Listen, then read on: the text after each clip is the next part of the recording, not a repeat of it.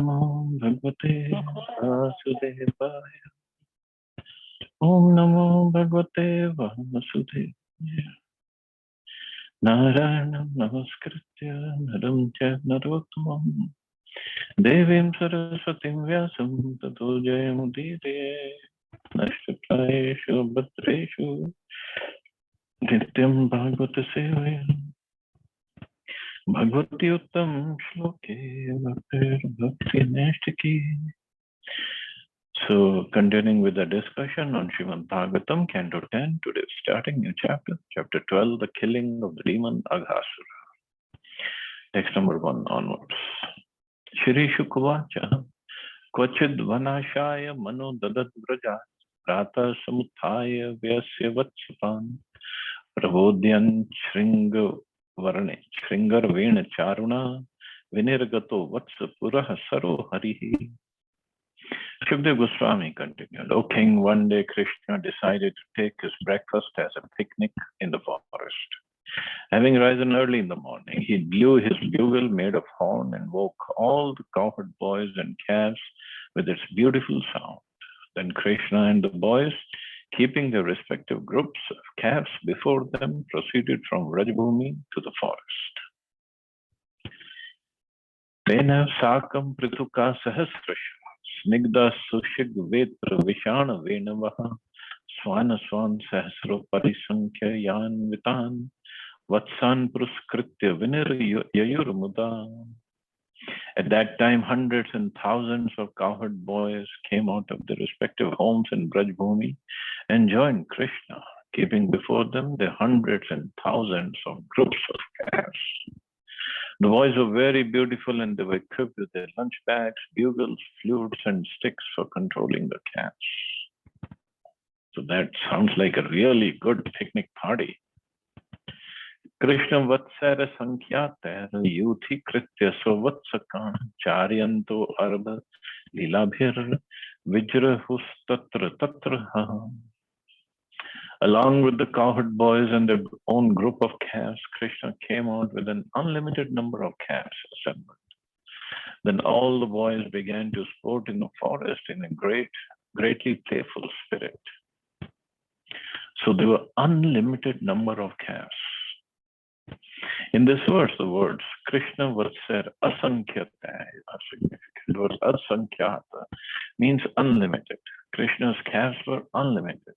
We may speak of hundreds, thousands, tens of thousands, hundreds of thousands, millions, billions, trillions, tens of trillions, and so on.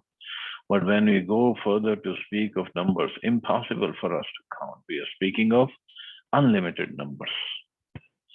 Such unlimited numbers are indicated here by the word asankyate. Krishna is unlimited, his potency is unlimited, his cows and calves are unlimited, and his space is unlimited. Therefore, he is described in the Bhagavad Gita as Parabrahman. The word Brahman means unlimited. And Krishna is the supreme unlimited Parabrahman. Therefore, we should not consider the statements of this verse to be mythological. Unlimited means unlimited. Even Shukdev Goswami could not count how many calves were there. They're all factual but inconceivable. Krishna can accommodate an unlimited number of calves and an unlimited measurement of space. This is neither mythological nor false. But if we study Krishna's potency with our limited knowledge, that potency will never be possible to understand. So we cannot understand Krishna's potencies. No way. Although he looks so small, he was a little boy. Ata Shri Krishna Namadi na bhaved grahayam indriya. Our senses cannot perceive how he could keep an unlimited number of calves and cows and have unlimited space in which to do so. But this is answered in the Laghu Bhagavatamrita. Evam Prabhu Priyanam cha dhamna cha samayasya cha avichindya prabhavatvat atra kinchin na durghatam. Here Sri Rupa Goswami states that since everything about Krishna is unlimited, nothing is impossible for him. It's in the sense that we have to understand this verse.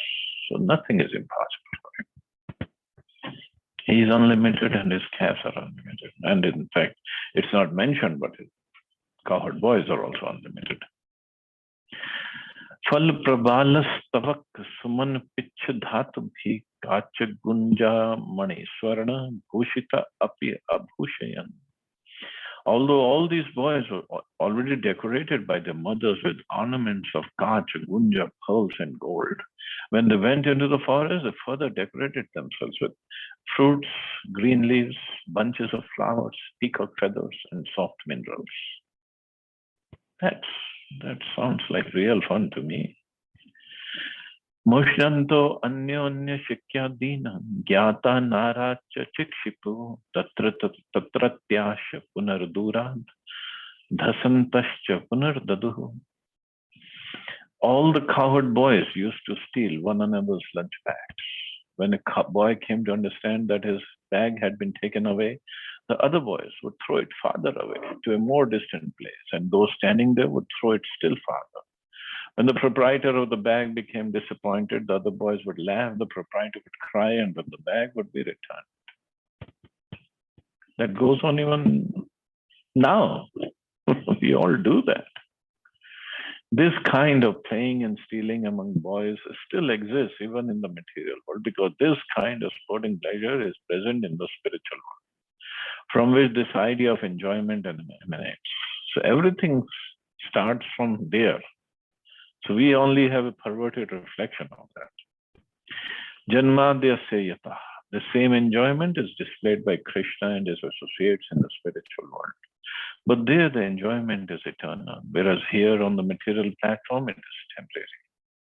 There the enjoyment is Brahman, whereas here the enjoyment is Jada. There it is spiritual, here it is material.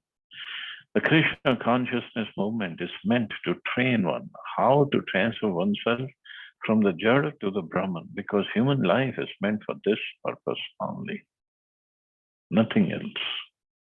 That doesn't mean we start stealing lunches of each other, but we have to spiritualize ourselves. Krishna comes down to teach us how we can enjoy with him on the spiritual platform, in the spiritual world. Not only does he come, but he personally displays his pastimes in Vrindavan and attracts people to spiritual enjoyment, especially his childhood pastimes. Yadi duram gatah Krishno vanshobhe kshanaitam aham purvam iti sansprishya remire. Sometimes Krishna would go to a somewhat distant place to see the beauty of the forest. Then all the other boys would run to accompany him, each one saying, I shall be the first to run and touch Krishna. I shall touch Krishna first. In this way, they enjoyed life by repeatedly touching Krishna. These are fun games they were playing.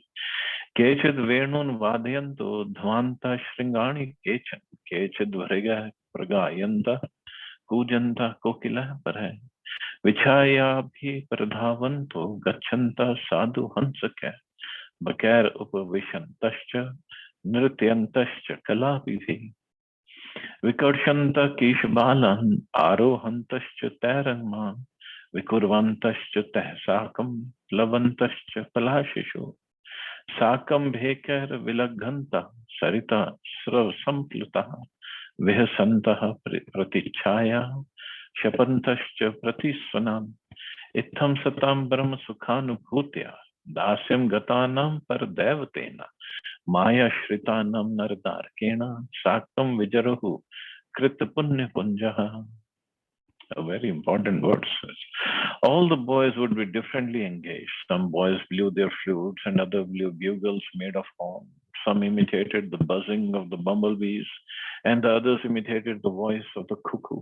Some boys imitated flying birds by running after the birds' shadows on the ground. Some imitated the beautiful movements and attractive postures of the swans. Some sat down with the ducks, sitting silently, and others imitated the dancing of the peacocks. Some boys attracted young monkeys in the trees. Some jumped into the trees, imitating the monkeys. Some made faces as the monkeys were accustomed to do, and others jumped from one branch to another. Typical of boys, that's all boys do. Some boys went to the waterfalls and crossed over the river, jumping with the frogs. And when they saw their own reflections on the water, they would laugh. They would also condemn the sounds of their own echoes. In this way, all the cowherd boys used to play with Krishna, who is the source of the Brahman effulgence, for Jnanis desiring to merge into that effulgence, who is the Supreme Personality of Godhead, for devotees who have accepted eternal survivorship, and who for ordinary persons is but another ordinary child. The cowherd boys, having accumulated the results of pious activities for many lives, were able to associate in this way with the Supreme Personality of Godhead.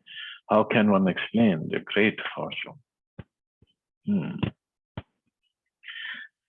As recommended by Srila Rupa Goswami, Tasmat Kenapi Upayena Mana Krishna Niveshayat.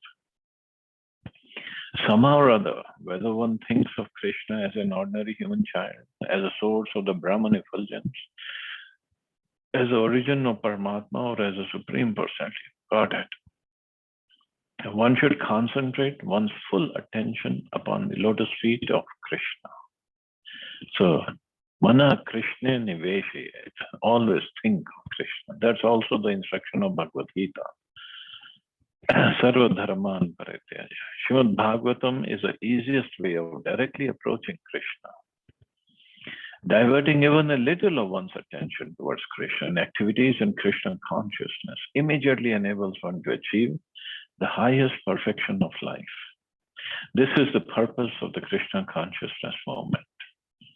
The secret of success is unknown to people in general, and therefore Srila Vyasadeva, being compassionate towards the poor souls in this material world, especially in this age of Kali, has given us the Srimad Bhagavatam. Srimad Bhagavatam Puranam Amalam Yad Vaishnavanam Priyam.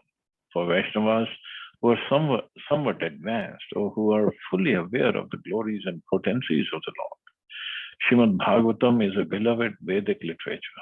After all, we have to change this body. Tatha dehantara prapte. If we do not care about Bhagavad Gita and Srimad Bhagavatam, we do not know what the next body will be. But if one adheres to these two books, Bhagavad Gita and Srimad Bhagavatam, one is sure to obtain the association of Krishna in the next life. Therefore, distribution of Srimad Bhagavatam all over the world is a great welfare activity for theologians, philosophers, transcendentalists, and yogis, as well as for people in general. Janma Lava Parapansam Ante Narayana Smriti. If we can somehow or other remember Krishna, Narayan, at the end of life, our life will be successful.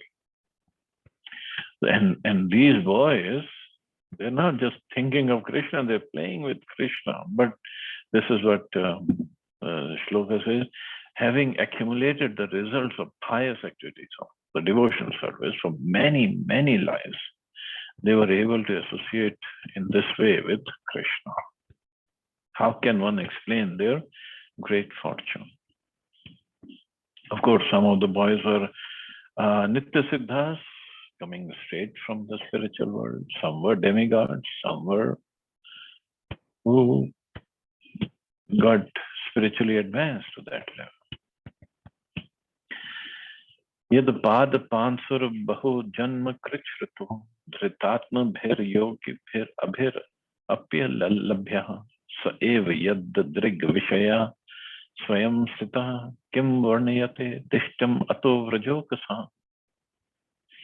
Yogis may undergo severe austerities and penances for many births by practicing yam, niyam, asana, and pranayam, none of which are easily performed.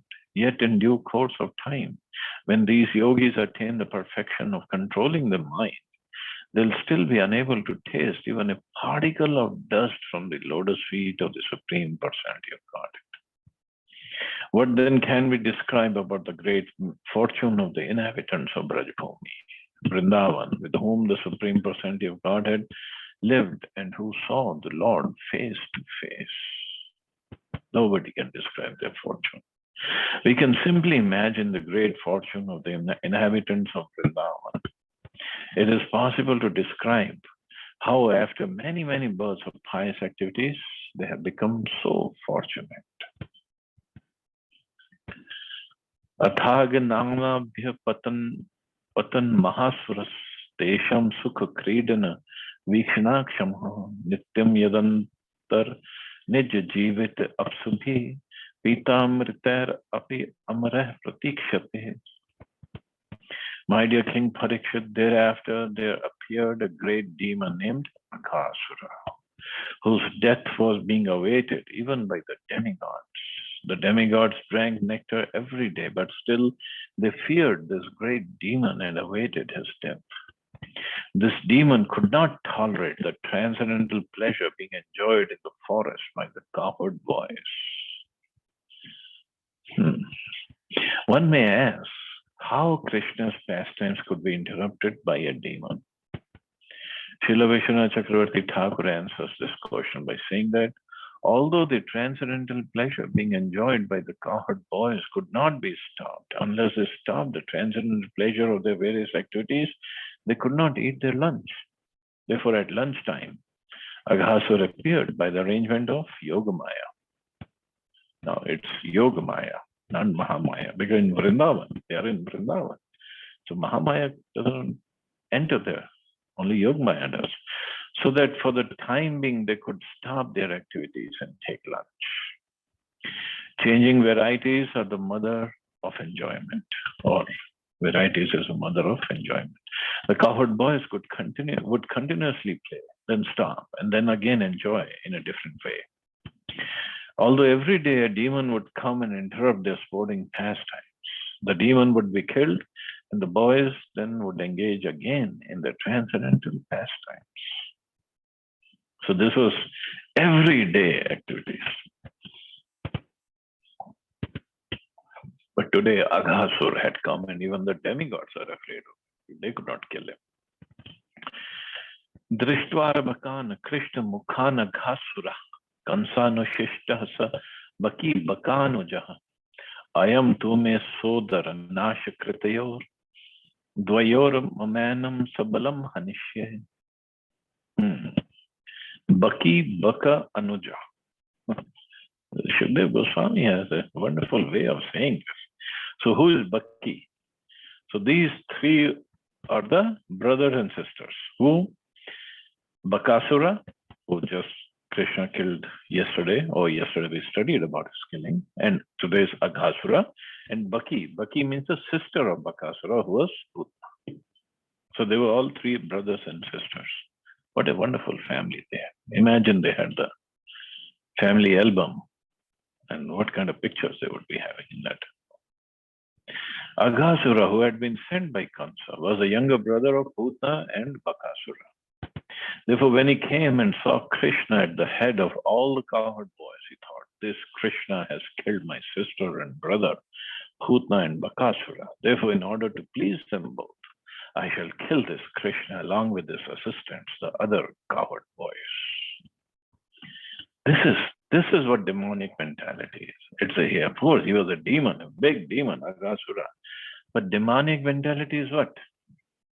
They become envious of God and God's devotees, or in people in general. They cannot tolerate others being happy. They want to stop their happiness. And they think, by doing this, I'll be happy. In Hindi, there is a special word for them that is called khal. Not just envious. Khal is even greater than being envious. Ete yada mat suhridos tilapaha kritas tada nashta samavrajokasa prane gate varshmasu kanu chinta praja savah prana bhrito hiyete. Aghasura thought, if somehow or other I can make Krishna and associates serve as a last offering of sesame and water for the departed souls of my brother and sister, then the inhabitants of Brajabhumi, for whom these boys are the life and soul, will automatically die. If there is no life, there is no need for the boys. There is no need for the body. Consequently, when their sons are dead, naturally all the inhabitants of Braj will die. That is demonic thought, if I kill these boys, then the Brajvasis will die, because the boys have died, and in separation from the boys, mother and father, they'll definitely lose their lives. Then this will be the best thing to do. Although he is thinking this will serve as a last offering of sesame and water for the departed souls, although he is thinking of doing this Shraddha ceremony properly for his brother and sister. Iti vyavasaya jagaram brihadva sayojanayam mahadripivaram dhritvad bhutam vyat guhananam tada pati vyashet grasanashaya kala. Kal means the most crooked. After thus deciding that crooked Aghasura assumed the form of a huge python, as big as a big mountain and as long as 8 miles. Wow. Having assumed this wonderful python's body, he spread his mouth like a big cave in the mountains and lay down on the road, expecting to swallow Krishna and his associates, the cowherd boys. So that is Kal tendency, very crooked. And how big he was, his body was long as 8 miles. And his mouth was like a big cave in the mountains. Further, Shukdev Goswami is explaining, Dhara dharoshto jalado taroshto daryanananto girishring danshtraha dhavantantarasyo vitadvajahivaha parushanil shwas davekshanokshanah. His lower lip rested on the surface of the earth, and his upper lip was touching the clouds in the sky. The borders of his mouth resembled the sides of a big cave in a mountain, and the middle of his mouth was as dark as possible. His tongue resembled a broad traffic way. His breath was like a warm wind, and his eyes blazed like fire. So you can see in the painting behind me all these descriptions. Drishtvatam tadrisham sarve matva vrindavana shriyam vyatta jagartundena hi utprekshanti sma leelaya. Upon seeing this demon's wonderful form, which resembled a great python, the boys thought that it must be a beautiful scenic spot of Vrindavan. Because they are under Yogamaya. Thereafter, they imagined it to be similar to the mouth of a great python. In other words, the boys, unafraid, thought it was a statue made in the shape of a great python for the enjoyment of their pastimes. This is Brajvasis, cowherd boys. Some of the boys, upon seeing this wonderful phenomena, thought that it was in fact a python, and they were fleeing from the spot. But others said, "Why are you fleeing? It's not possible that a python like this is staying here. This is a spot of beauty for sport." This is what they imagined. Aho mitrani gadat sattva kutam pura sthitum asmat sanga sanvyata vyalatunda yate nava. The boy said, "Dear friends, is this creature dead, or is it actually a living python with its mouth spread wide just to swallow us all? Kindly clear up this doubt." So some boys said, "It looks like a living python." The friends began to discuss among themselves the reality of the wonderful creature laying before them. Was it dead, or was it actually a living python trying to swallow them up? Satyam arka kararaktam uttaranu vadvanam adhra anu vadrodhasa tat pratichaya yar runam. Thereafter they decided, "Dear friends, this is certainly an animal sitting here to swallow us all. Its upper lip resembles a cloud reddened by the sunshine, and its lower lip resembles the reddish shadows of a cloud. Pratispardhete srikabhyam savya savya nagodare tung shringalayo api etas taddanshtra bhishcha pashyata." On the left and right, the two depressions resembled mountain caves. are the corners of his mouth, and the high mountain peaks are its teeth. Asirtayam margoyam rasnam pratigarjati esham antargatam tvantam etat api antarananam. In length and breadth, the animal's tongue resembles a broad traffic way, and the inside of its mouth is very, very dark, like a cave in a mountain. Davoshna kharvato ayam shwasavad bhati pashyat tadag sattva durgandho api antaratma ishagandhavat. The hot, fiery wind is a breath coming out of his mouth, which is giving off the bad smell of burning flesh because of all the dead bodies he has eaten.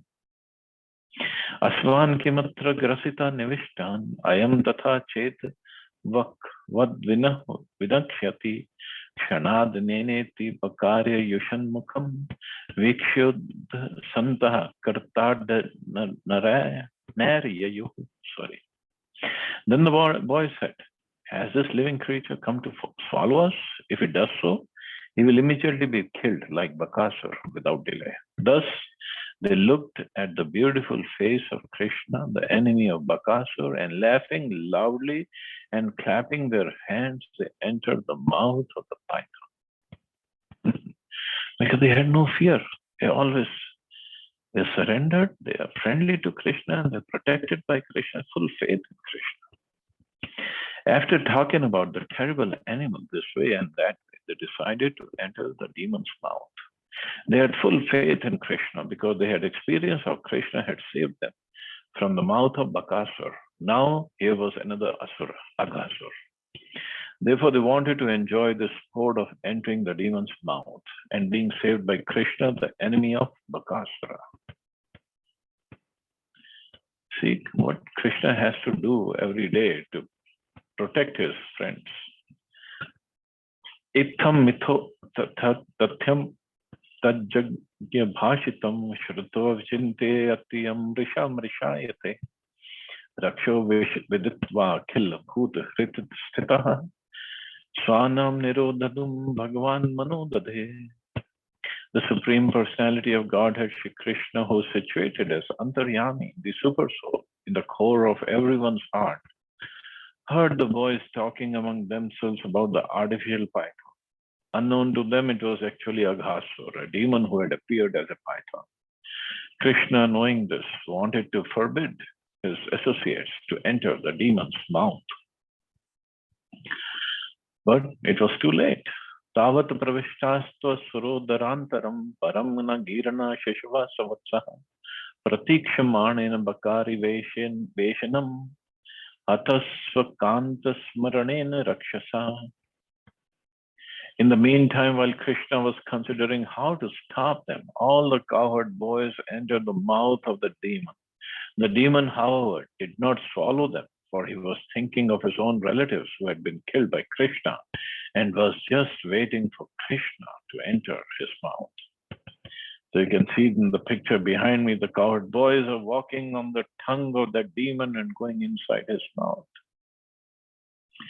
Tan viksha Krishna sakala bhaya prado hyananya nathana swakarada vachyutan dinasha mrityu rajatragani ghasam Grinardito dishta kritena vismitaha. Krishna saw that all the cowherd boys who did not know anyone but him as a lord had now gone out of his hand and were helpless, having entered like straws into the fire of the abdomen of Aghasura, who was death personified. It was intolerable for Krishna to be separated from his friends, the cowherd boys. Therefore, as if seeing that this had happened, this had been arranged by his internal potency, Krishna was momentarily struck with wonder and unsure of what to do. Krityam kim matrasya khalasya jivanam navami sham cha satam vihinsanam dvayam katham syadati samvichintya gyata vishatundam ashesh drigdharihi. Now what was to be done? How could both the killing of this demon and the saving of the devotees be performed simultaneously? Krishna, being unlimitedly potent, decided to wait for an intelligent means by which he could simultaneously save the boys and kill the demon. Then he entered the mouth of Aghasura. Krishna is known as Ananta Virya Sarvagya because everything is known to him, because he knows everything perfectly well. It was not difficult for him to find a means by which he could save the boys and at the same time kill the demon. Thus he also decided to enter the demon's mouth. Tada ganachada deva bhayadhahe chukrushu jaharsha yurye chakansadya korna pasag bandvaha. When Krishna entered the mouth of Aghasura, the demons hidden behind the clouds exclaimed, "Alas, alas." But the friends of Aghasura, like Kansa and other demons, were jubilant. They were happy. Okay, Krishna is dead, finally. Tachutva Bhagwan Krishna Svavayaha Sarvavatsakam Churna Chikirshoratmanam Tarsavavridhe Gale. When the invincible Supreme Personality of Godhead Krishna heard the demigods crying, "Alas, alas," from behind the clouds, he immediately enlarged himself within the demon's throat just to save himself and the cowherd boys, his own associates, from the demon who wished to smash them. Such are the acts of Krishna. Paritrana sadhano vinashaya dushkrita. By enlarging himself within the throat of the demon, Krishna suffocated and killed him, and at the same time saved himself and his associates from imminent death, and also saved the demigods from lamentation. So he did many things at the same time. So what he did, he just became big. He is Ananta. He can become as big as possible. And he killed this demon. Tato ati kayasya niruddha margino yug udgirna drishtera brahmat tvit tatastataha purno andarange pavano niruddho murdhan vinirbhidya vinirgato bhahi. Then because Krishna had increased the size of his body, the demon extended his own body to a very large size. Nonetheless, his breathing stopped. He suffocated, and his eyes rolled here and there and popped out. The demon's life air, although could not pass through any outlet, and therefore it finally burst out through a hole in the top of demon's head. Tenev sarveshu bahirgateshu praneshu vatsansu hrida paretan drishtya swayothapya tadanvitah punar vaktran mukundo bhagwan viniryayo. When all the demon's life air had passed away through that hole in the top of his head, Krishna glanced over the dead calves and cowherd boys and brought them back to life. And Mukunda, who can give one liberation, came out from the demon's mouth with his friends and the calves. So here it is said they died, the calves and the boys. They had died in the stomach or in the mouth of Aghasura. But Krishna gave them the life back. Some places it is said they were unconscious because of so much of poisonous fumes inside the mouth of Aghasura.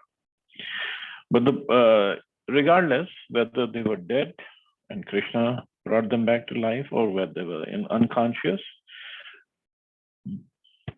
the thing was Krishna did not want them to see him expanding his size, because otherwise they would have thought Krishna is God, somebody. So far Krishna never expanded his size. He did not become big. He was always little. So now he had to expand his size to stop the breath of Aghasura, to kill him. So Krishna didn't want them to see this thing. So whether they were dead or they were unconscious, but this is how Krishna performed this pastime of killing Aghasura. But there was another, let's see if Prabhupada mentions it here. Let's read. Pina hi bhogo titam adbhutam mahaj jyoti swadhamna jvalaya disho dasha pratiksha ke avasthitam isha nirgamam vivesha tasmin mishatam divokasam. From the body of the gigantic python, a glaring effulgence came out, illuminating all directions, and stayed individually in the sky until Krishna came out from the corpse depth. Then, as all the demigods looked down, the effulgence entered into Krishna's body. Apparently, the serpent named Aghasura, being of having received association with Krishna, attained mukti by entering Krishna's body. Entering the body of Krishna is called Sayujya Mukti. But later verses prove that Aghasura, like Dantavakra and others, received Sarupya Mukti. This has been broadly described by Srila Vishwanath Chakravarti Thakur, with references from the Laghu Toshni of Srila Jiva Goswami. Aghasura attained Sarupya Mukti, being promoted to the Vaikuntha planet to live with the same four-armed bodily features as Vishnu. This explanation of how this is so may be summarized as follows. So only two demons, Aghasura and Putana. Putana went to the Golok now to become an associate of Yashoda Maya. But Aghasura received Sarupya Mukti. He did not merge into the body of Krishna, got Sayujya Mukti. Why? The effulgence came out from the python's body and became purified, attaining spiritual Shuddha Sattva, freedom from material contamination. Because Krishna had stayed within the serpent's body even after the serpent's death. One may doubt that such a demon full of mischievous activities could attain the liberation of Sarupya or Sayujya, and one may be astonished about this. But Krishna is so kind that in order to drive away such doubts, he had the effulgence, the individual life of the python, wait for some time in its individuality in the presence of all the demigods. Krishna is the full effulgence, and every living being is part and parcel of that effulgence. As proved here, the effulgence in every living being is individual. For some time, the effulgence remained outside the demon's body individually and did not mix with the whole effulgence, the Brahman Jyoti. The Brahman effulgence is not visible to materialize, but to prove that every living being is individual, Krishna had this individual effulgence stay outside the demon's body for some time, for everyone to see.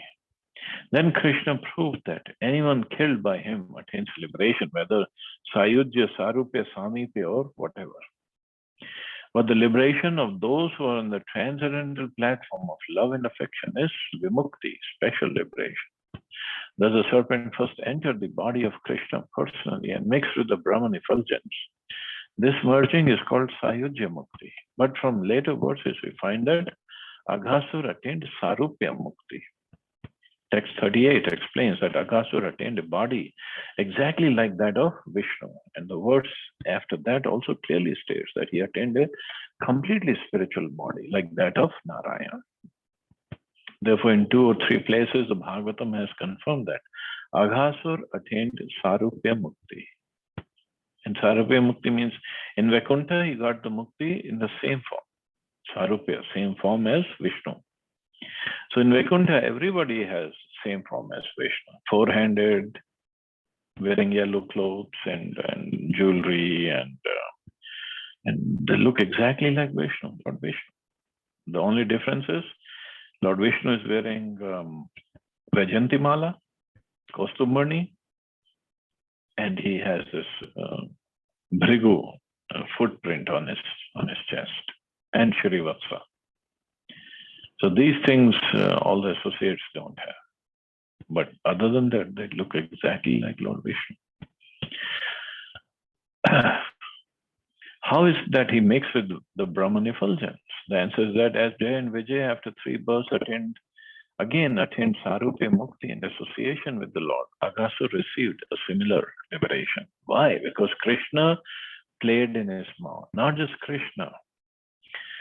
Cowherd boys and calves played in his mouth and enjoyed just for a while, not for too long. Although Aghasura came to kill them, but because they enjoyed playing in his mouth, Krishna was grateful, and he gave Aghasura Sarupya Mukti. Such merciful. Tato ati hrishta sukrito akritar haram pushpa suga apsarascha nartana gita sura vadya dharascha vadya ke stavascha vipra jani swanar ganaha. Thereafter, everyone being pleased, the demigods began to shower flowers from Nandan Kanan. The celestial dancing girls began to dance, and the Gandharvas were famous for singing offered songs of prayer. The drummers began to beat the kettle drums, and the Brahmins offered Vedic hymns. In this way, both in the heavens and on earth, everyone began to perform his own duties, glorifying the Lord. So everybody was watching what's happening, and when they saw Aghasura dead, and he got such a wonderful mercy of Krishna, got this liberation, everybody was happy and glorifying the Lord. Everyone has some particular duty. The Shastras has concluded, Nirupita, that everyone should glorify the Supreme Personality of Godhead by his own qualifications. If you are a singer, always glorify the Supreme Lord by singing very nicely. If you are a musician, glorify the Supreme Lord by playing musical instruments. Perfection of life is to satisfy the personality of God. Therefore, beginning from this earth up to the celestial kingdom, everyone engaged in glorifying the Supreme Personality of God. The decision of all great saintly persons is that whatever qualifications one has acquired should be utilized to glorify the Supreme Lord. That's the whole purpose of life, actually. Learned sages have definitely concluded that the infallible purpose of the advancement of knowledge, austerity, Vedic study, sacrifice, chanting of hymns and charity is found in the transcendental description of the qualities of the Lord, who is defined in the choice, poetry. This is the perfection of life. One should be trained how to glorify the Supreme Personality of Godhead by one's respective qualities. It's not like I have to imitate somebody else's way.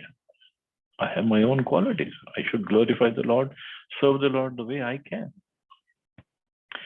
Education, austerity, penance, or in the modern world, business, industry, education, and so on, all should be engaged in glorifying the Lord. Then everyone in the world will be happy. Krishna comes, therefore, to exhibit his transcendental activities so that people may have the chance to glorify him in every respect. To understand how to glorify the Lord is actual research work. It's not that everything should be understood without thought. That is contempt. Without Bhagavad Bhakti, without glorification of the Supreme Lord, whatever we have is simply a decoration of the dead body. Very heavy. Decoration of dead body if we don't use it in service of the Lord. Tat adbhut tatastotra suvadya gitika jayadine kot sav mangal swanan shrutva sudhamno antyaj agato achiran drishtva mahishasya jagam vismayam. When Lord Brahma heard the wonderful ceremony going on near his planet, accompanied by music and songs and sounds of Jai Jai, he immediately came down to see the function. Upon seeing so much glorification of Lord Krishna, he was completely astonished. So, in Brahma Loka, he was seeing something is going on, wonderful music going on near his planet. You can imagine all the demigods, all over the planets, heavenly planets. They were singing and dancing and glorifying Krishna. Here the word Anti means near, indicating that even in the higher planetary systems, near Brahmaloka, like Maharloka, Janaloka, Tapaloka, the festival of glorification of Lord Krishna was going on. Rajanaj garam charma shushkam vrindavane adbhutam rajoka sambhavititam bavuva krida gahvaram. O King Parikshit, when the python-shaped body of Aghasura dried up into merely a big skin, it became a wonderful place for the inhabitants of Vrindavan to visit, and it remained so far a long, long time. Etat komarajam karma harer atma himokshanam mrityo pogandake bala drishto chur vismita vraje. This incident of Krishna saving himself and his associates from death of giving deliverance to Aghasura, who had assumed the form of a python, took place during Krishna's 5th year. So Krishna was 5 years old. It was disclosed in Vrajbhumi after 1 year, as it had taken place on that very day, as if it had taken place. The word mokshanam means liberation, for the association of Krishna and for Krishna himself. There is no question about liberation. They are already liberated, being in the spiritual world. In the material world, there are birth, death, old age, and disease. But in the spiritual world, there are no such things because everything is eternal. As for the python, however, by the association of Krishna and his devotees, Aghasura also achieved the same facility of eternal life. Therefore, as indicated here by the word Atmahi Mokshanam, if the python Aghasura could receive eternal association with the Supreme Personality of Godhead, what is to be said of those who are already associates of the Lord? Here is proof that God is good for everyone. Even when he kills someone, the one who is killed attains liberation. What then is it to be said of those who are already in the association of the Lord? And what to speak of those devotees who are trying to serve the Lord with all their might?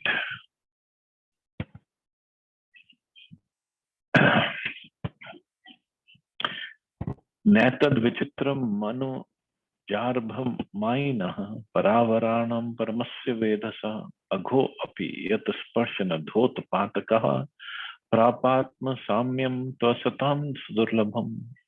Krishna is the cause of all causes. The causes and effects of the material world, both higher and lower, are all created by the Supreme Lord, the original controller.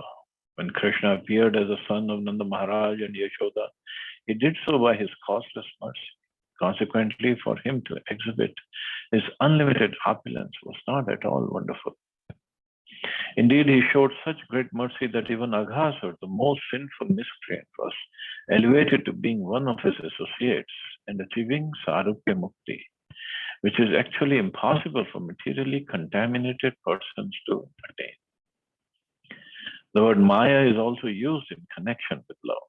Out of Maya love, a father has affection for his child. Therefore, the word Mayana indicates that Krishna, out of love, appeared as a son of Nanda Maharaj and assumed the form of a human child. Krishna is the cause of all causes. He is a creator of cause and effect, and he is a supreme controller. Nothing is impossible for him. Therefore, that he enabled even a living being like Aghasura to attain the salvation of Sarupya Mukti was not at all wonderful for Krishna. Krishna took pleasure in entering the mouth of Aghasura in a sporting spirit along with his associates. Therefore, when Aghasura, by that sporting association, as maintained in the spiritual world, was purified of all contamination, he attained Sarupya Mukti and Vimukti by the grace of Krishna. For Krishna, this was not at all wonderful. That's why he's so merciful, so merciful.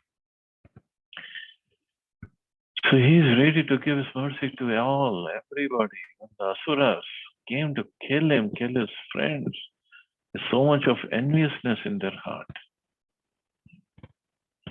So what to speak of devotees who are trying to serve him, trying to feed him, trying to bathe him, trying to preach his glories, trying to serve him with money, body, mind, words, every way possible. How can Krishna forget them? No way.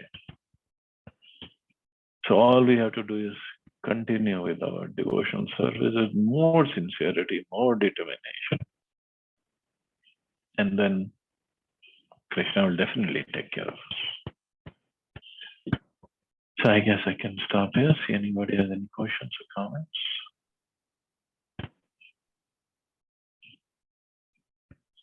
Hare Krishna. Prabhuji, please accept my Hare humble Krishna. Hare Krishna. So, Prabhuji, this is very surprising to know that and that an enemy who, because of the enviousness or out of animosity, has a constant, in his mind about Krishna, it is going on because it is not with devotion, but out of enviousness. 24/7 planning is going on that how to kill Krishna and all. That means it is also kind of what? Devotion, or because somehow or other they are constantly remembering Krishna, And at the end, they're compelling Krishna so much that Krishna is coming to kill them. And because they are getting killed by Krishna, that is why they are getting the Sarupya Mukti or Sahyajya Mukti also. So how to see this? I mean, Prabhuji, what can we draw from this? Many things are there. So Aghasura, of course, in his previous life, it is said he was son of Shakasura. He had a very attractive body of which he was very proud. One time he saw Muni Ashtavakra, whose body is disfigured, and he laughed and said, "Who is this ugly person?" The sage cursed him to become the ugliest snake on earth. Agha then fell at his feet and begged for mercy. Sage blessed him that he would be delivered by Lord Krishna. So he had the curse and blessings of Ashtavakra Muni, but at the same time, Krishna saw that my friends and calves, they enjoyed in his mouth. Just for timing, they just played in his mouth and they enjoyed. So anybody who gives little pleasure to my friends, Krishna becomes grateful to him. My friend, he is his friends. Krishna just becomes grateful. That's his nature. See, his nature is full of mercy. He cannot separate him from mercy. He just can't. It's just not there. It's just like wherever there is sun, there cannot be darkness. It just cannot happen. And wherever there is Krishna, there has to be mercy. All activities are full of mercy. Sweetness, yes, very sweet, they're full of mercy. So even this demon, so of course he says in Bhagavad Gita about his dham, yad gatva na nivartante tad dham parma mama. So this Vrindavan dham, it's non-different from spiritual dham. So he says, anyone who comes here, he just doesn't go back. He is true to his word. Even if somebody comes as in the form of a demon, Rakshas, he just doesn't go back to the material world. So this is what Krishna is. So that is why, later on we'll study about so many of his devotees, especially gopis. So what to speak of gopis or gopas or Nanda Baba, Yashoda Maya, if he can give this thing to the demons, what he's going to give to his devotees? We can't even imagine. Yes, Prabhuji. Very cool. And also, Prabhuji, reaching to that stage of Sarupya is like only Vaikuntha Loka, that is like one is getting the body same as like Lord Vishnu, but that is not the highest Loka, right? And they have not reached to that Gokul, Vrindavan, Golak Dham.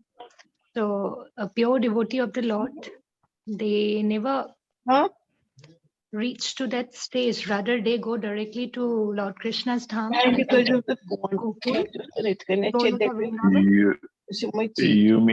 You mean to tell me that devotees in Vaikuntha are not pure? 12:30 बजे तक आ जाना, अब क्या करना? एक minute, Nirja Mata, please mute yourself. No. This is not right understanding. The devotees in Vaikuntha. Hanumanji is in Vaikuntha, in Ayodhya. Where is Prahlad Maharaj? He is in Narsingaloka, that is Vaikuntha. Dhruv Maharaj is in Vaikuntha. Okay, Prabhuji. So, I mean to say, like those who a pure devotee of the Lord never desire for all this mukti, right? I mean, they don't hanker for all these liberations, like 5 types of liberation, which is mentioned. So, no, it says if these liberations don't have Diyamanana Granti Matsevanam Jana, Vina Matsevanam Jana, if this doesn't have the touch of service, they don't want this liberation. If it doesn't have service involved. Yes. So liberation is good. Of course, Prabhupada's mood, the mood of Gaudiya Vaishnavas, is to serve Krishna in Golok Vrindavan. But that doesn't mean Shri Vaishnavas who want to serve Lakshmi Narayan, they are any lesser. Who says that? Their mood is different. Yes, Prabhuji. So they can also relish the pastimes of Lord Krishna in Vaikuntha Dham, having that Narayan Vadi bodies. Krishna's pastimes are in Golok Vrindavan. In Vaikuntha, it's Lakshmi Narayan. They're different pastimes. That's all. So we are not here to say who's better. Yes. Somebody Yes. is better or lower or no. We're going to make a big offense actually. Yes, Prabhuji. Like I said, Hanumanji, he's not in Golok Vrindavan, he's in Ayodhya. That's Vaikuntha.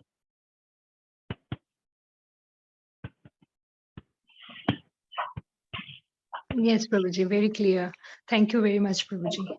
Hare Krishna. It's just different mood, that's all.